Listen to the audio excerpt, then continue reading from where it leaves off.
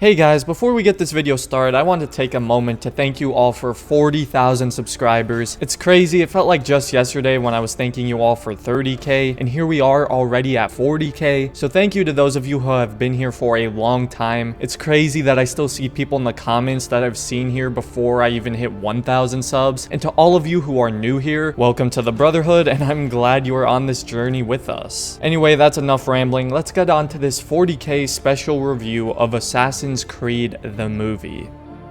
So if you're an Assassin's Creed fan, you've probably watched or at least heard of this movie. The movie was released in 2016 and it really wasn't too well received. However, watching this movie again in 2021, it's actually a lot better than I remember, and although it definitely could have been better, it wasn't horrible. The movie follows a man named Cal Lynch in present day, and after he's convicted of capital murder, he is sentenced to death, but things change when he gets kidnapped by Abstergo and forced to use the Animus and relive the memories of his Spanish ancestor Aguilar. First of all, I think partly why this movie wasn't as good as it could have been was because it focused way too much on the present day stuff. If you've played any Assassin's Creed game, you would know that the game's main focus when it comes to the story is actually the past storyline of the assassin, and the modern day is usually just a few cutscenes and kind of takes the back seat. But in this movie, they flipped that, and although the modern day stuff was cool, I personally would have found it way more interesting and appropriate if they actually put the main focus on Aguilar and the Spanish assassins. Spain was a really cool setting, which makes it all the more disappointing that it had hardly any screen time. Another problem for me was how they portrayed the Animus. As you can see on screen, the Animus in the movie did not really stay true to how it is in the games. The Animus is not supposed to be this big claw machine that picks the user up and has them reenact their movements in live time, although I'm sure that's probably a lot more interesting for everyone in Abstergo to see. It kind of bothered me as a big Assassin's Creed fan. Another really stupid thing about this movie is the rating. Why is this movie PG-13? The games are rated M anyways, not that anyone ever pays attention to those, but it's not like people listen to R ratings either. And Assassin's Creed definitely needed a higher rating for the sheer amount of violence, because they'd be like slitting people's throats in this thing and there's like no blood at all, which just makes it look absolutely fake. I get that they wanted to appeal to younger audiences as well, but what they really should have been doing was appealing to fans of the games. And the games felt more violent and gory than this movie. And chances are, if you play Assassin's Creed, you shouldn't have a problem with seeing an R-rated Assassin's Creed movie, so I thought that was pretty stupid. The action in this movie though looks really good. The choreography and stunts look amazing. There's a certain chase scene with Aguilar that felt like it was a straight homage to the game, with the parkour and hidden blade kills and all the sweet looking jumps and flashy parkour moves. However, they kind of ruined these action scenes a bit with how they filmed it. There's so many camera cuts and camera shaking that it's at times nauseating to watch, and you can't even tell what's going on half the time just because of the camera movements, which is unfortunate because the fight choreography looks tremendous. Another issue I had with this movie is how the assassins and Templars were portrayed. To me, the assassins almost felt like the villains in this one. They didn't really go too in depth into the assassin beliefs, other than saying the traditional lines like, "We work in the dark to serve the light," or "Nothing is true and everything is permitted," and basically just summed it up to that the assassins believe in protecting free will, which is true, but it also goes a lot deeper than that. The main character, Cal, is also not really the most likable guy. He's a criminal who's kind of just a jerk to everyone he talks to, and I didn't understand the purpose or reasoning behind his development. I didn't have any reason to root for this guy, and I was hoping that maybe Aguilar could make up for that in the past storyline, but he was in the movie so little we didn't get to see any form of personality or character growth from him. He was just an assassin doing assassin things, and that was about the extent of Aguilar. I'm pretty sure he had less dialogue than some of the extras and side characters. The plot also felt very messy and confusing at the end, and if you haven't ever played the Assassin's Creed games, don't even try to watch this. You will be so lost and confused. I love the series and have played all the games, and even I was lost in a few parts. They didn't do a very good job of explaining things, and it was really hard to follow. Again, the movie wasn't all bad. The acting was pretty good. Michael Fassbender was an Oscar nominee, and he did a decent job. I just don't think they gave Cal or Aguilar great personalities personalities or dialogue at all. And again, the fight scenes and action were good, just a little disorientating sometimes. And it was cool to see all the Assassin's Creed lore and tropes in a movie. They are doing a Netflix live action series for Assassin's Creed, so that should be pretty exciting, and hopefully they can take what they learned from this movie and definitely put more focus into the past storyline rather than the modern day. But if I were Rotten Tomatoes, which I'm not, I'd probably give the movie a 60. It was by no means good, but not terrible. It was just okay. I'd still recommend it to big Assassin's Creed fans just because there's quite a lot of fan service and stuff. I mean, Arno from Unity is in it, which is pretty cool and something I didn't even notice when I first watched the movie, and it definitely still has a better story than Odyssey,